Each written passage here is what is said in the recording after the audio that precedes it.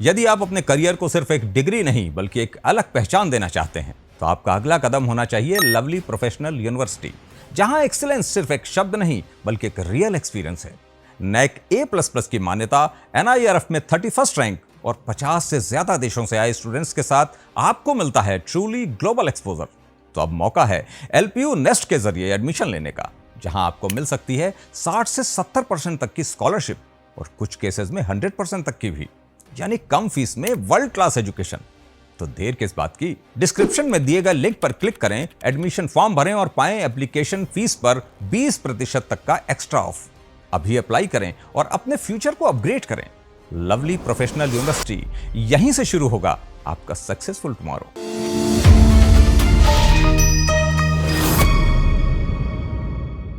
नमस्कार, शब्द साची विंध्य के समाचार बुलेटिन में आपका स्वागत है। मैं हूं आपके साथ नियाजिया। शुरुआत करते हैं हेडलाइन से। रीवा में बहन को बचाने पहुंचे भाई पर जीजा ने टांगी से किया जानलेवा हमला। रीवा में उप मुख्यमंत्री ने किसान संगोष्ठी का किया शुभारंभ। प्राकृतिक और रसायन मुक्त खेती पर दिया जोर। मध्य प्रदेश में बढ़ी शिक्षकों की छुट्टियां। भीषण गर्मी के चलते अब 7 जून तक रहेगा ग्रीष्मकालीन अवकाश। रीवा में शुरू हुई MP state swimming championship, deputy CM ने किया उद्घाटन। रीवा में भारी हंगामे के बीच ढहाया गया 3 मंजिला मकान। रीवा पुलिस की हिदायत, सोशल मीडिया पर सौहार्द बिगाड़ने वालों पर होगी सख्त कार्रवाई। रीवा में डिप्टी CM राजेंद्र शुक्ला ने किया कुठुलिया रोसर सड़क और शौर्य स्मारक का निरीक्षण। रीवा हॉस्टल में बदहाली पर हंगामा, थाली बाल्टी लेकर कलेक्ट्रेट पहुंचे छात्र। रीवा में 2 भीषण सड़क दुर्घटनाओं में 2 युवकों की मौत। सतना में सहकारी बैंक में मनमानी, दोपहर 2 बजे आते हैं मैनेजर, किसान बेहाल। सतना में दिन दहाड़े महिला से चैन स्नैचिंग का प्रयास, CCTV में कैद हुई वारदात। सतना बाईपास पर बस ने बाइक को मारी टक्कर, युवक की मौत और 2 घायल। सीधी में तुमसे अच्छा तो बबलू है कहने पर पत्नी की हत्या, गुफा में छुपाया शव।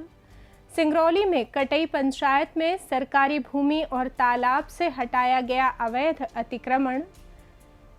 और मध्य प्रदेश में रीवा समेत कई जिलों में भीषण गर्मी के बाद आंधी तूफान के साथ बारिश का अलर्ट। अब खबरें विस्तार से।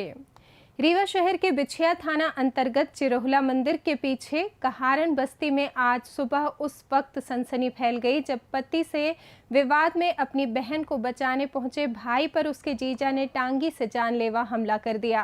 गंभीर रूप से घायल पीड़ित आशीष सोंधिया को बिछिया पुलिस लहूलुहान हालत में संजय गांधी अस्पताल लेकर पहुंची, जहां उसकी हालत बेहद नाजुक बनी हुई है और वो जिंदगी और मौत से जूझ रहा है। पीड़ित की बहन काजल सोंधिया ने आप बीती सुनाते हुए बताया कि उसका पति आए दिन उसके साथ मारपीट करता था, जिससे तंग आकर वो उससे अलग रह रही थी और उससे तलाक लेना चाहती थी। आज सुबह जब वो अपनी मौसी के कहने पर भाई आशीष के साथ पति से मिलने पहुंची तो वहां विवाद के दौरान पति ने उस पर हाथ उठा दिया, जिसे रोकने पर आरोपी ने पास रखी टांगी से भाई आशीष पर ताबड़तोड़ हमला कर दिया।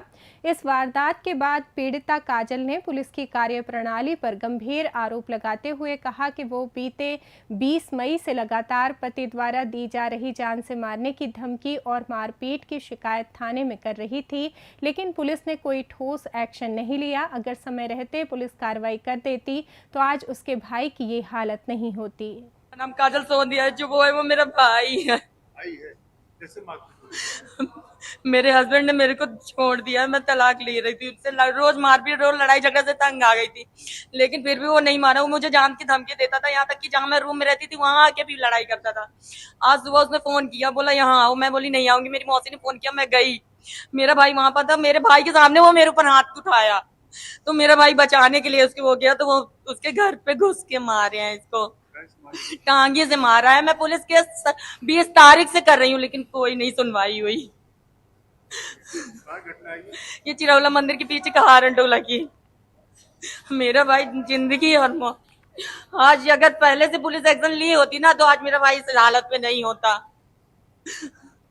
उप मुख्यमंत्री राजेंद्र शुक्ल ने कृष्णा राज कपूर ऑडिटोरियम रीवा में प्राकृतिक खेती को बढ़ावा देने के उद्देश्य से आयोजित एक विशेष किसान संगोष्ठी का भव्य शुभारंभ किया। इस संगोष्ठी में उपस्थित किसानों को रसायन मुक्त एवं प्राकृतिक खेती के चमत्कारी लाभों, जैविक संसाधनों के कुशल व प्रभावी उपयोग, कृषि उत्पादन लागत में कमी लाने तथा मिट्टी की उपजाऊ क्षमता को निरंतर बढ़ाने के व्यवहारिक उपायों के बारे में विस्तार से जानकारी दी गई। इस अवसर पर उप मुख्यमंत्री ने अन्नदाताओं को आधुनिक कृषि तकनीकों के समन्वय के साथ प्राकृतिक खेती अपनाने के लिए विशेष रूप से प्रेरित किया, ताकि खेती किसानी को अधिक मुनाफेदार, टिकाऊ और पर्यावरण के अनुकूल बनाया जा सके।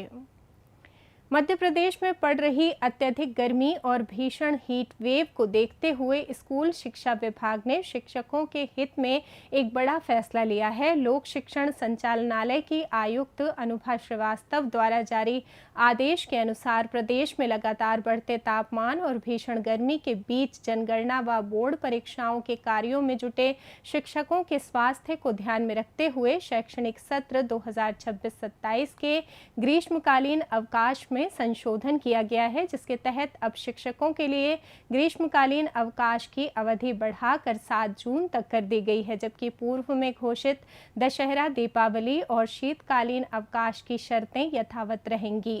लोक शिक्षण संचालनालय ने इस संबंध में प्रदेश के सभी संभागीय संयुक्त संचालकों, जिला शिक्षा अधिकारियों और जिला परियोजना समन्वयकों को निर्देश जारी कर दिए हैं। मिहिरसेन तरणताल के जीर्णोद्धार के बाद रीवा में एक बार फिर तैराकी का रोमांच शुरू हो गया है। शनिवार को 54वीं मध्य प्रदेश राज्य स्तरीय तैराकी प्रतियोगिता का भव्य शुभारंभ हुआ। 4 दिवसीय इस प्रतियोगिता में 250 से अधिक प्रतिभागी शामिल होंगे। मुख्य अतिथि के रूप में मौजूद डिप्टी सीएम राजेंद्र शुक्ला ने प्रतियोगिता की शुरुआत की, जबकि विशिष्ट अतिथि के रूप में सांसद जनार्दन मिश्रा, महापौर अजय मिश्रा, नगर निगम अध्यक्ष वेंकटेश पांडे, जिला पंचायत अध्यक्ष नीता कोल और जिला अध्यक्ष वीरेंद्र गुप्ता उपस्थित रहे। उद्घाटन के दौरान डिप्टी सीएम ने कहा कि मिहिरसेन तरणताल के लंबे समय तक बंद रहने के कारण यहां राज्य स्तरीय प्रतियोगिताएं नहीं हो पा रही थीं, लेकिन अब पुल के पुनर्निर्माण और आधुनिक सुधारों के बाद रीवा को खेल जगत में एक नई पहचान मिलेगी। उन्होंने सभी युवा तैराकों को शुभकामनाएं देते हुए कहा कि ये आयोजन खिलाड़ियों को आगे बढ़ने के लिए प्रोत्साहित करेगा। इस प्रतियोगिता को लेकर विभिन्न जिलों से आए खिलाड़ियों में भारी उत्साह देखा जा रहा है और वे अपनी खेल क्षमता का प्रदर्शन करने के लिए पूरी तरह उत्सुक हैं, जिससे न केवल रीवा बल्कि पूरे मध्य प्रदेश में तैराकी को एक नई दिशा और रफ्तार मिलेगी। रीवा शहर के सिरमौर चौराहा से अस्पताल चौराहा तक सड़क चौड़ीकरण कार्य के तहत नगर निगम ने शनिवार को गुप्ता परिवार के एक 3 मंजिला मकान को धराशायी कर दिया। इस बड़ी कार्रवाई के दौरान सुरक्षा के मद्देनजर भारी पुलिस बल तैनात रहा और पूरे दिन इस मार्ग पर यातायात पूरी तरह बंद रहा। कार्रवाई के दौरान मकान मालिक परिवार की एक महिला ने नगर निगम के दस्ते का जोरदार विरोध करते हुए काफी हंगामा मचाया, जिन्हें बाद में अधिकारियों ने कानूनी प्रक्रिया का हवाला देकर शांत कराया। प्रशासन के मुताबिक चौड़ीकरण के दायरे में आए अवैध कब्जों को चिन्हांकित करने के बाद अधिकांश लोगों ने स्वेच्छा से अपने अतिक्रमण हटा लिए थे, लेकिन जिन्होंने नोटिस के बाद भी निर्माण नहीं तोड़े, उनके खिलाफ अब सख्त कार्रवाई की जा रही है। नगर निगम का कहना है कि शहर के विकास और यातायात को सुचारू बनाने के लिए ये अतिक्रमण विरोधी अभियान आगे भी जारी रहेगा।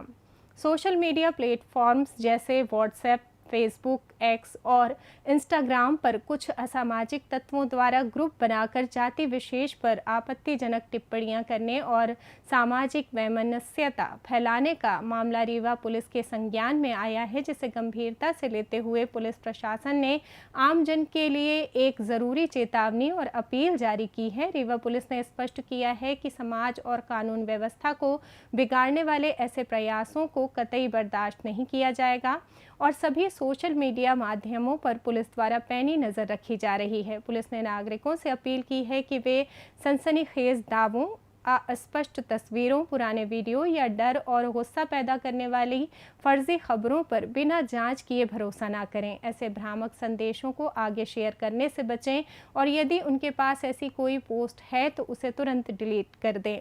रीवा पुलिस ने सख्त लहजे में चेतावनी दी है कि यदि कोई भी व्यक्ति सोशल मीडिया के माध्यम से सामाजिक सौहार्द बिगाड़ने या अफवाह फैलाने का प्रयास करेगा तो उसके विरुद्ध कठोर वैधानिक कार्रवाई अमल में लाई जाएगी।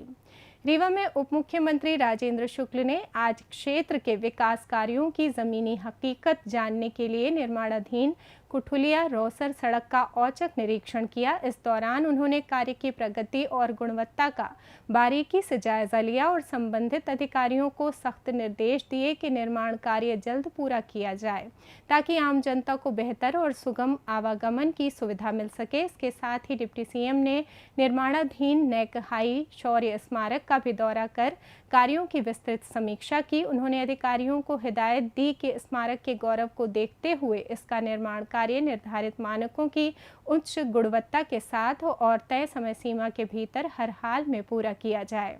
रीवा में सिविल लाइन स्थित अनुसूचित जनजाति छात्रावास के छात्रों ने रहने, खाने पीने और पानी की गंभीर समस्याओं को लेकर शनिवार को हाथ में थाली, बाल्टी और डिब्बा लेकर कलेक्ट्रेट कार्यालय के सामने अनोखा विरोध प्रदर्शन किया। छात्रों का आरोप है कि हॉस्टल में लंबे समय से मूलभूत सुविधाएं बदहाल हैं, ना तो समय पर नाश्ता खाना मिलता है और ना ही उसकी गुणवत्ता ठीक है, जिसके कारण कॉलेज जाने वाले छात्रों को अक्सर भूखे पेट रहना पड़ता है। इसके अलावा पिछले 2-4 साल से पाइपलाइन खराब होने के कारण पानी में कीड़े आने और पेयजल का भारी संकट बना हुआ है। छात्रों ने बताया कि हॉस्टल अधीक्षक और ट्राइबल विभाग के अधिकारियों से बार बार शिकायत करने के बावजूद उनकी अर्जियों को दबा दिया जाता है और अधीक्षक छात्रों को कलेक्ट्रेट ना जाने की समझाइश देकर मामले को टालते रहते हैं।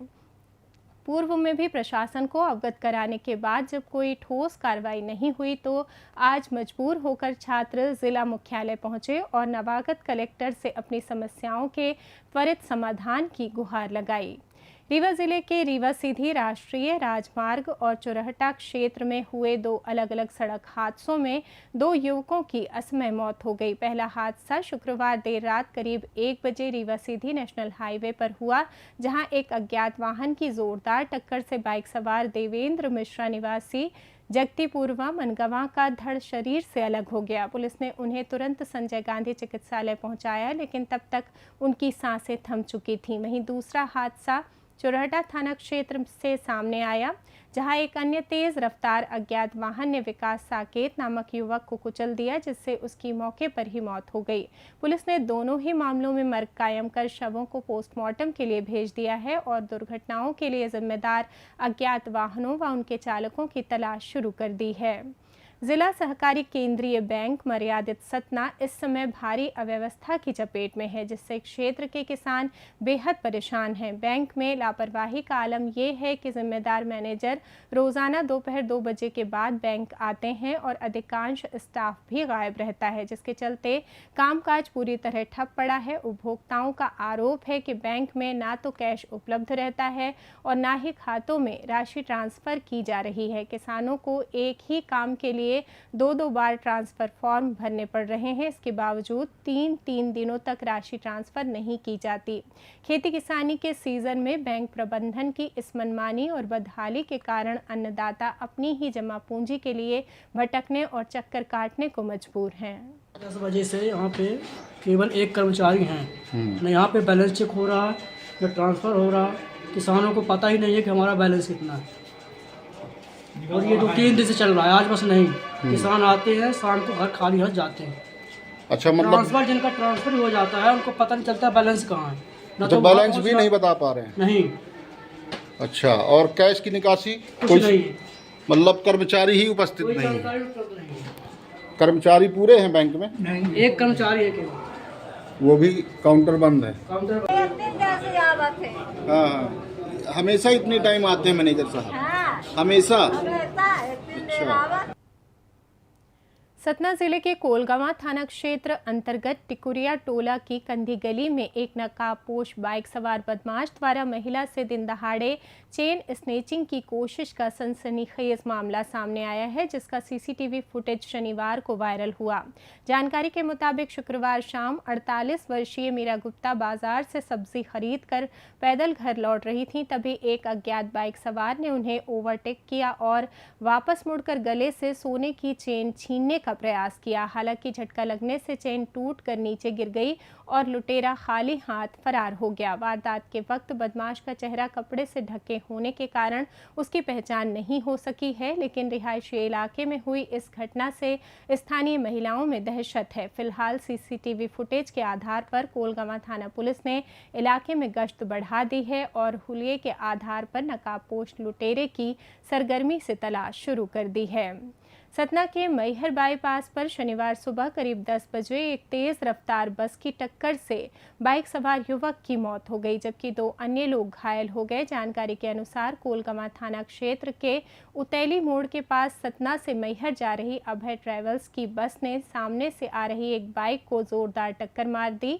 हादसा उस वक्त हुआ जब चकदही गांव निवासी विवेक यादव अपनी भाभी वंदना यादव और भाई विनय के साथ सतना आ रहा था। टक्कर इतनी भीषण थी कि बस विवेक को रौंदते हुए निकल गई, जिससे अस्पताल ले जाने पर डॉक्टरों ने उसे मृत घोषित कर दिया, जबकि विनय गंभीर रूप से घायल है और वंदना को मामूली चोटें आई हैं। दुर्घटना के बाद आरोपी बस चालक मौके से फरार हो गया। वहीं सूचना पर पहुंची पुलिस ने बस को जब्त कर आरोपी ड्राइवर की तलाश शुरू कर दी है। सीधी जिले में तुमसे अच्छा तो बबलू है कहना एक पत्नी के लिए काल बन गया, जहां अक्सर एक ठेकेदार की तारीफ करने और उसके साथ रहने की जिद से नाराज पति ने अपनी पत्नी की बेरहमी से हत्या कर दी। कुसमी थाना क्षेत्र के कुंदौर गांव के जंगलों में 27 मई को एक गुफा के भीतर कंबल में लिपटा गुड़िया बैगा का कंकाल मिलने से सनसनी फैल गई थी, जिसका खुलासा शनिवार को पुलिस ने किया। थाना प्रभारी अरुणा द्विवेदी के अनुसार आरोपी पति बुद्धसेन बैगा ने अपना जुर्म कबूल कर लिया है। उसने पूछताछ में बताया कि करीब 4 साल पहले एक रॉन्ग नंबर से शुरू हुई बातचीत के बाद गुड़िया अपने पहले पति को छोड़कर उसके साथ रहने लगी थी, जिससे उनकी एक बेटी भी है। लेकिन मेरठ में काम के दौरान वो छत्तीसगढ़ के ठेकेदार बबलू के करीब आ गई और अक्सर बुद्धसेन को नीचा दिखाते हुए बबलू के पास जाने की बात कहती थी। 10 मई की सुबह आरोपी साजिश के तहत पत्नी को तेंदुपत्ता तोड़ने के बहाने मानडोंगरी के जंगल में ले गया, जहां विवाद होने पर उसने गला दबाया और पत्थर से सिर कुचलकर उसकी हत्या कर दी। इसके बाद पकड़े जाने के डर से आरोपी ने शव को कंबल में लपेटकर गुफा के भीतर छुपा दिया, ऊपर से पत्थर लगा दिया और घर आकर ग्रामीणों को गुमराह किया कि पत्नी कहीं भाग गई है, जिसके बाद पुलिस ने आरोपी को गिरफ्तार कर उसकी निशानदेही पर घटना से जुड़े सभी साक्ष्य बरामद कर लिए हैं।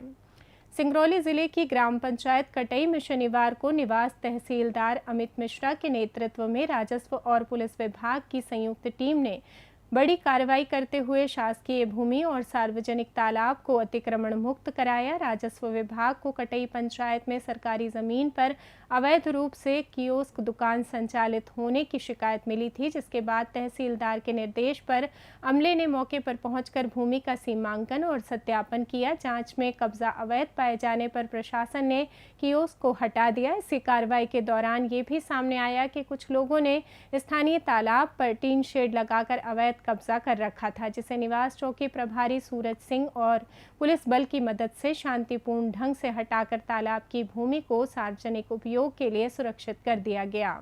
मौसम की बात करें तो मध्य प्रदेश में पिछले कई दिनों से जारी भीषण गर्मी और लू के बाद अब मौसम का मिजाज बदलने वाला है, जिसमें रीवा जिले को लेकर मौसम विभाग ने प्रमुखता से चेतावनी जारी की है। रीवा में जहां हाल ही में पारा 44 से 46 डिग्री सेल्सियस के करीब पहुंचकर लोगों को झुलसा रहा था, वहीं अब नए पश्चिमी विक्षोभ के सक्रिय होने से जिले में तेज आंधी तूफान और गरज चमक के साथ बारिश की संभावना जताई गई है। मौसम विभाग के पूर्वानुमान के मुताबिक रीवा, सीधी, मुरैना और छतरपुर समेत प्रदेश के कई हिस्सों में अगले 24 से 48 घंटों के भीतर 60 किलोमीटर प्रति घंटे की रफ्तार से धूल भरी आंधी चलने और गरज चमक के साथ हल्की से मध्यम बौछारें पड़ने का अनुमान है। इस मौसमी बदलाव के चलते रीवा के अधिकतम तापमान में गिरावट दर्ज की जाएगी, जिससे स्थानीय नागरिकों को चिलचिलाती धूप और लू के थपेड़ों से बड़ी राहत मिलने की उम्मीद है। हालांकि प्रशासन ने तेज हवाओं को देखते हुए लोगों को सुरक्षित स्थानों पर रहने की सलाह दी है। इसी के साथ ये समाचार बुलेटिन समाप्त हुआ। कल फिर मिलेंगे नई खबरों के साथ। जुड़े रहिए शब्द सांची विंध्य से, और विंध्य से जुड़ी तमाम खबरों के लिए हमारे चैनल को सब्सक्राइब कर दें। वीडियो को लाइक करें, शेयर करें और बेल आइकॉन दबाना ना भूलें। अपने आसपास की खबरें हम तक पहुंचाने के लिए स्क्रीन पर दिए नंबर पर आप संपर्क भी कर सकते हैं। धन्यवाद।